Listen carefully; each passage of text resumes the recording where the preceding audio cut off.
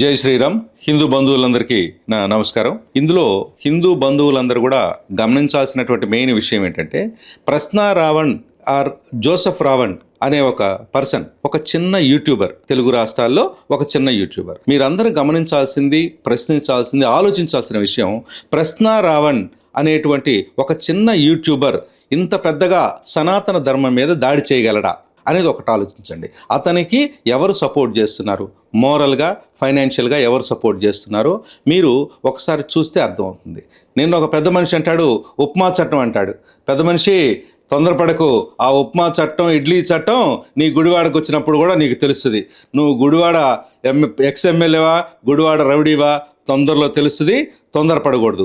ఇంకొక పాయింట్ ఏంటంటే, ఇలాంటి సంఘ వ్యతిరేక శక్తుల్ని, సంఘ విద్రోహుల్ని, దేశద్రోహుల్ని అతనే చెప్పాడు. ప్రశ్న రావణ్ ఆయన యొక్క యూట్యూబ్లో వచ్చినటువంటి ఒక వీడియోలో క్లియర్గా చెప్పాడు, నేను నాస్తికుడిని, నేను దేశభక్తుడిని కాను అన్నాడు. ఇంకా దేశభక్తుడిని కాను అని ఏదైతే సనాతన ధర్మం మీద పదే పదే దాడులు నిర్వహించడం, ఏదో ఒక సభ పెట్టారు. ఆ సభ పేరు ఏం పేరు? దళిత క్రిస్టియన్ల గురించిన సభ. అక్కడ ఏం మాట్లాడాలి? మా దళిత సోదరుల గురించి, మా దళిత సోదరులకి ఎలాంటి అన్యాయం జరుగుతుంది సమాజంలో, వాళ్ళకి గవర్నమెంట్ ఏం చేయాలి, గవర్నమెంట్ తరపున ఎటువంటి పథకాలు ఉండాలి, అవి మాట్లాడాలి తప్పితే హిందూ దేవుళ్ళ మీద, సనాతన ధర్మాన్ని పరిరక్షించేటువంటి ఎన్డీఏ ప్రభుత్వం మీద, పవన్ కళ్యాణ్ గారి మీద, చంద్రబాబు గారి మీద ఇలాంటివన్నీ చేసినప్పుడు అలా కఠినంగా వాళ్ళని శిక్షించకపోతే ధర్మం మీద, ప్రభుత్వం మీద ఒక నమ్మకం పోద్ది. అలాంటి సందర్భంలో ఇలాంటి చట్టాలు, ఇలాంటి శిక్షలు వేయడం సమంజసం. తప్పకుండా ఇంకా కఠినంగా శిక్షించాలి. శిక్షిస్తేనే మరలా ఇలాంటి సనాతన ధర్మం మీద, హిందూ ధర్మం మీద, దేవుళ్ళ మీద దాడులు ఆగుతాయని మా అభిప్రాయం. అంటే ఇంకా దీన్ని మనం ఇది ఇన్వెస్టిగేషన్ స్టేజ్లో ఉంది. అసలు యాక్చువల్గా నేనేమంటున్నానంటే, ఇవన్నీ పక్క పిన్నులు, కింగ్ పిన్ ఒకటి ఉంది. ఈ కింగ్ పిన్ను పట్టుకుంటే తప్పితే ఈ పక్క పిన్నుల వల్ల ఉపయోగం ఏముంది? ఇప్పుడు మన ప్రశ్న రావణ్ణి అరెస్ట్ చేసాం, ఈ ఉపాధి చట్టం పెట్టారు, బాగుంది. అయితే నేనేమంటున్నానంటే, ప్రభుత్వం వారు దీన్ని చాలా సీరియస్ ఇన్వెస్టిగేషన్ చేసి దీని వెనకాల ఎవరున్నారు, అసలు దీని కర్త కర్మ క్రియ ఎవరు, ఏదైనా పార్టీ ఉందా, పొలిటికల్ పార్టీ ఉందా, లేదంటే వేరే దేశాల వాళ్ళు ఎవరైనా ఉగ్రవాదులు ఏమన్నా వీళ్ళకి ఫండింగ్ చేసి మన ధర్మం మీద, దేశం మీద, రాష్ట్రం మీద దాడికి ఏమైనా పురుగొల్పుతున్నారా అనేది వాళ్ళు చాలా సీరియస్గా తీసుకోవాలి. నేను ఎన్డీఏ ప్రభుత్వాన్ని, గౌరవనీయులు చంద్రబాబు నాయుడు గారిని, లోకేష్ గారిని, అలాగే పవన్ కళ్యాణ్ గారిని, మన హోమ్ మినిస్టర్ గారిని అందరికీ కూడా రిక్వెస్ట్ చేస్తున్నాను, మీరు వెరీ ఇమ్మీడియట్గా ప్రాపర్ ఇన్వెస్టిగేషన్ టీమును పెట్టి, ఒక సిట్ని పెట్టి క్లియర్గా ఈ వెనక ఎవరున్నారు, దీనికి కర్త కర్మ క్రియ ఎవరు, ఇంతలాగా సనాతన ధర్మం మీద, దేవుళ్ళ మీద ఎందుకు ఇంత దాడి చేయాల్సిన అవసరం ఉంది ఆయనకి ఏంటి ఉపయోగం, అల్టిమేట్గా ఏ వ్యక్తికి, ఏ పార్టీకి దీనివల్ల లాభం కలుగుతుంది అనేది అది ఫైండ్ అవుట్ చేయాలి. ఆ ఎవరైతే అల్టిమేట్ బెనిఫిషియరీ ఉన్నాడో ఈ మాటల వెనకాల, ఈ మొత్తం ఈ కాన్స్పిరసీ వెనకాల, వాళ్ళని కనుక్కొని వాళ్ళని శిక్షిస్తే భవిష్యత్ తరాలు, భవిష్యత్తు హిందూ ధర్మం మీద ఇలాంటి దాడులు ఆగుతాయని మా అభిప్రాయం. ఇది తప్పకుండా అండి. రీసెంట్గా మేము తిరుపతిలో జరిగినటువంటి హిందూ ఆత్మీయ కలయిక 2026లో కూడా ఇదే విషయాన్ని మేము స్వామీజీలు, మఠాధిపతులు, పీఠాధిపతులు, హిందూ సంఘాలు అందరం చర్చించడం జరిగింది. ఏం జరుగుతుందంటే, ఇక్కడ ప్రతి ఒక్కరు కూడా మన పాస్టర్ ప్రవీణ్ అని ఒక ఆయన చనిపోయారు. అప్పుడు కూడా దాని అవసరం లేనటువంటి విషయాన్ని, ఆయన జర్నీలో ప్రాబ్లం జరిగి ఆయన చనిపోయారు. దాన్ని తీసుకొచ్చి ఏం చేశారు, అది ఒక 2 మతాల మధ్య, 2 కులాల మధ్య గొడవలాగా సృష్టించారు. అక్కడ అట్టర్ ఫెయిల్ అయిపోయారు. ఆ తర్వాత మళ్ళీ వెంటనే ఈ అభినయ్ గారు, పాస్టర్ అభినయ్ గారు తీసుకున్నారు. అభినయ్ గారు కూడా ఆయనే దాడి చేసుకుని సినిమా ఫక్కీలో చేసి దాన్ని ఒక చిన్న బూమ్రాంగ్ అయిపోయింది ఆపరేషన్. ఎప్పుడైతే ఇలాగా వన్స్ ట్వైస్ బూమ్రాంగ్ అయిపోయిందో, ఈసారి ఏవైతే కొన్ని గుంట నక్కలు ఉన్నాయో, ఈ గుంట నక్కలు సనాతన ధర్మం మీద ఎప్పటి నుంచో కాచుకొని ప్రతిసారి దాడి చేయడం, దేవుళ్ళ మీద దాడి చేయడం, వాళ్ళకు ఫైనాన్స్ చేసేటువంటి గుంట నక్కలు కొన్ని ఉన్నాయి. ఆ గుంట నక్కల యొక్క పన్నాగమే ఈ సనాతన ధర్మం మీద జరుగుతున్నటువంటి దాడి. మేము స్ట్రైట్గా ఒకే ఒక్క క్వశ్చన్ అడుగుతున్నామండి. ఎవరైతే జగన్మోహన్ రెడ్డి గారు ఉన్నారు, గౌరవనీయులైనటువంటి మాజీ ముఖ్యమంత్రి వర్యులు, ఆయన ఒకటే క్వశ్చన్ అడుగుతున్నాం. అయ్యా జగన్మోహన్ రెడ్డి గారు, మీరు ఒక పక్క ఏం చెప్తారు, మీ పార్టీ వాళ్ళే ప్రశ్న రావణ్ణి అరెస్ట్ చేయడం అన్యాయం అని చెప్తారు. మళ్ళీ మరో పక్క మీ పొన్నవోలు సుధాకర్ రెడ్డి వెళ్ళి అతనికి బెయిల్ కావాలని వాదిస్తాడు. ఏం న్యాయం అయ్యా? ఏంది ద్వంద్వ నీతి? మీరు చెప్పండి. ఇక్కడ ఇంకో పాయింట్ ఏంటంటే నెక్స్ట్ మీరు గమనిస్తే గనక ఎవరైతే ఈ ప్రశ్నారావణ్ ఉన్నాడో, ప్రశ్నారావణ్ ఏం చెప్పాడు, నేను నాస్తికుడిని అని చెప్పాడు. నాస్తికుడు అన్నప్పుడు అందరు దేవుళ్ళు అంటే నీకు ఇష్టం లేదు కదా, మరి ఎందుకు కేవలం హిందూ దేవుళ్ళ మీద, హిందూ గురువుల మీద, వాళ్ళ మీద మాత్రం ఇలాంటి నీచమైనటువంటి మాటలు మాట్లాడాడు? దీనికి మొత్తం కర్త కర్మ క్రియ జగన్మోహన్ రెడ్డి గారే. ఇందులో క్లియర్ పిక్చర్, ఇందులో ఏం మొహమాటం లేదు. ఎందుకంటే మీరు చూడండి, ఇక్కడ కొడాల నాని గారు ఏమంటాడు, ఏంటయ్యా అది ఉప్మా చట్టం, ఆ చట్టాన్ని ఎవరైనా పట్టించుకునేది, దానికి జోసెఫ్ మార్చింది ఎవరు, రావణ మార్చింది ఎవరు అని అంటాడు. అలాగే అసలు మార్చింది ఎవరు, అంబటి రాంబాబు గారు. ఆ పేరు చెప్పింది ఏది, జోసెఫ్ అనే మాట బయటికి తీసుకొచ్చిందే అంబటి రాంబాబు. నెక్స్ట్ ఇప్పుడు బెయిల్ ఎవరు వాదిస్తున్నారు ఆయనకి, మేము సపోర్ట్ చేయట్లేదు రావణ్ అని చెప్తున్నారు. బెయిల్ ఎవరు వాదించారండి ఈరోజు, పనవాలు సుధాకర్ రెడ్డి గారు. పనవాలు సుధాకర్ రెడ్డి గారు ఎవరు, వైసీపీ యొక్క జగన్మోహన్ రెడ్డి గారు పెట్టు. ఇలాంటి సందర్భంలో ఇలాగే నువ్వు క్వశ్చను నువ్వే, ఆన్సరు నువ్వే అన్ని రకాలుగా చేస్తూ ఈ రకంగా సనాతన ధర్మం మీద దాడి చేయడం అనేది చాలా తప్పు.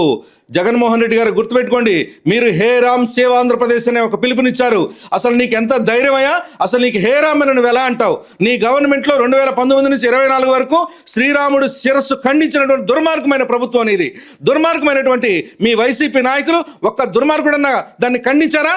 అలాంటి ఖండించకుండా ఇప్పుడు వచ్చి ముసలి కన్నీరు గారుస్తూ సనాతన ధర్మానికి ఏదో జరిగిపోతుంది, సనాతన ధర్మాన్ని నేను ఒక్కడే మాత్రం రక్షించగలను అని చెప్పి హే రామ్ సేవ్ ఆంధ్రప్రదేశ్ అంటావా?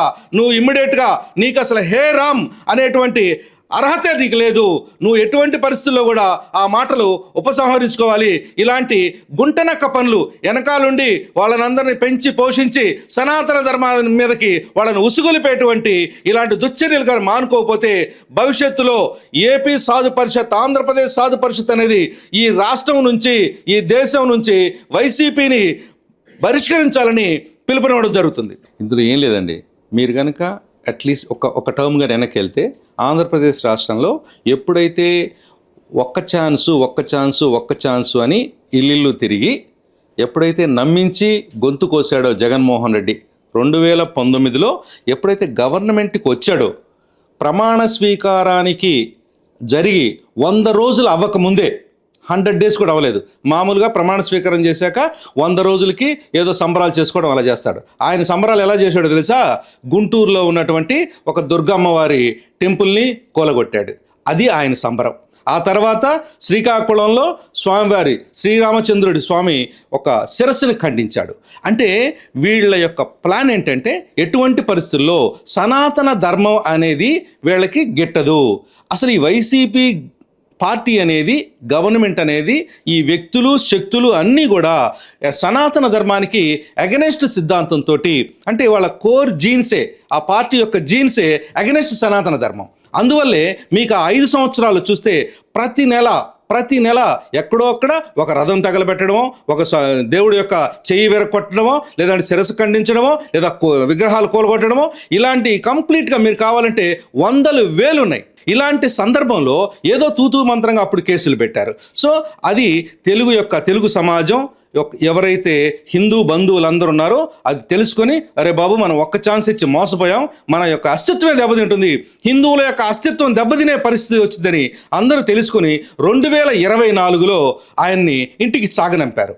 ఇంటికి సాగనంపినా కూడా ఆయన యొక్క ఆ సనాతన ధర్మం మీద ఉండేటువంటి అతని యొక్క ప్రతీకారం ఇంకా తగ్గకుండా ఇప్పటికీ కొన్ని గుంటనక్కల్ని ఉసుగొలిపి వాటికి ఫైనాన్షియల్గా సపోర్ట్ చేస్తూ, మోరల్గా సపోర్ట్ చేస్తూ, అన్ని రకాలుగా సపోర్ట్ చేస్తూ, మీరు చూసుకుంటే 2024లో ఎప్పుడైతే ఎన్డీఏ గవర్నమెంట్ వచ్చిందో అప్పటి నుంచి కూడా మొట్టమొదటిగా ఏం చేస్తున్నారు, కొంతమందిని జడా శ్రవణ్ లాంటి వాళ్ళని, అలాగే ఆ చనిపోయిన ప్రవీణ్ గారు లాంటి వాళ్ళని, అలాగే అభినయ లాంటి వాళ్ళని, ఇప్పుడు కొత్తగా వచ్చినటువంటి అతను ప్రశ్నారావణ్ లాంటి వాళ్ళని, ఇలాంటి వాళ్ళందరికీ కూడా ఫైనాన్షియల్గా సపోర్ట్ చేస్తూ సనాతన ధర్మం మీద, దేవుళ్ళ మీద, దేవాలయాల మీద లేనిపోని అపోహలు సృష్టిస్తూ సనాతన ధర్మాన్ని ఎక్కడైనా సరే ఒక గాయపరచాలి, భక్తుల మనోభావాల్ని, హిందూ మనోభావాల్ని గాయపరచాలనేదే ఒక వైసీపీ పార్టీ, జగన్మోహన్ రెడ్డి గారి యొక్క మెయిన్ ఎజెండా. మీరు గమనిస్తే కూడా ఆయన యొక్క ద్వంద్వ నీతి మీకు గుర్తుంటుంది. మీరు గమనించండి, ఏం చెప్తారు, ఒక వైసీపీ లీడర్ ఏం చెప్తాడు, అసలు ప్రశ్నారావణ్కి మాకు ఏం సంబంధం అండి, కావాలని మమ్మల్ని ఇరికిస్తున్నారని చెప్తాడు.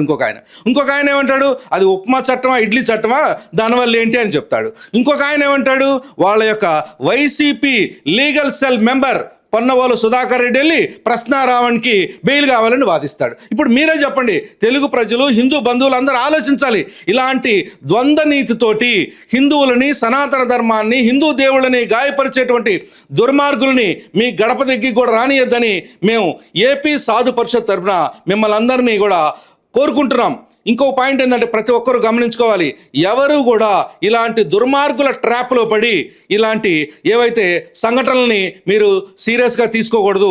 కేవలం గవర్నమెంట్ మాత్రమే దీనిని సీరియస్గా తీసుకొని వాళ్ళ మీద కఠినమైనటువంటి చట్టాలని వాళ్ళ మీద చేసి శిక్షలు పడితేనే ఇంకొకరికి భయం ఉంటుంది. మేమేం చెప్తున్నామంటే ఏపీ సాధు పరిషత్ అనేది కేవలం హిందూ ధర్మం అని కాదు, ఏ మతమైనా సరే ఎవరి మతాన్ని వాళ్ళు ఆచరించుకోవచ్చు. అంతేగాని పక్క మతం వాళ్ళ దేవుళ్ళ మీద, దేవాలయాల మీద, భక్తుల మీద ఎలాంటి విమర్శలు అన్నెసరీగా చేయకూడదు అనేదే మా సిద్ధాంతం. తప్పకుండా అండి, ఇదేంటంటే ఒక దుర్మార్గమైనటువంటి ఆలోచన. ఏంటి, నేను 2019లో చాలా సక్సెస్ఫుల్గా హిందువులను మోసం చేసి నేను గవర్నమెంట్లోకి రాగలిగాను. అందుకని అదే ప్రశ్న, అలాగే అదే డ్రామాకి మళ్ళీ ఇప్పుడు తెరలేపారు జగన్మోహన్ రెడ్డి గారు. ఎలాగా, ఒకరోజు బొట్టు పెట్టుకుంటారు, ఒకరోజు పులివెందల్లో హోమం చేస్తారు, ఇంకొక రోజు ప్రశ్నారావణ్కి ఫోన్పే కొడతారు ఏమని, హిందూ దేవులను తిట్టమని. అలాగే ఏం చేస్తాడు, మళ్ళీ ఇంకోసారి వాడి అభినయ ఆయనకి చెప్తారు. అభినయ్కి ఏం చెప్తారు, అరే నువ్వు ఒక డ్రామా వేయరా బాబు, ఈ డ్రామా ఎలా ఉండాలంటే హిందువులంతా వచ్చి నిన్ను కొట్టడానికి వచ్చినట్టుగా. ఇలాంటి డ్రామాలకి, ఇలాంటి గుంట నక్కలకి మొత్తం ఫైనాన్షియల్ సపోర్ట్ కానీ ఎవ్రీథింగ్ జగన్మోహన్ రెడ్డి గారి తాడేపల్లి ప్యాలెస్ నుంచే వెళ్తుంది. ఈ తాడేపల్లి ప్యాలెస్ని హిందూ బంధువులందరూ కూల్చే రోజు చాలా దగ్గరలో ఉంది. దయచేసి జగన్మోహన్ రెడ్డి గారు, మీరు ఎటువంటి పరిస్థితుల్లో ఈ హిందూ ద్రోహులతోటి, హిందూ ద్రోహానికి, సనాతన ధర్మం యొక్క ద్రోహానికి మీరు పాల్పడవద్దండి.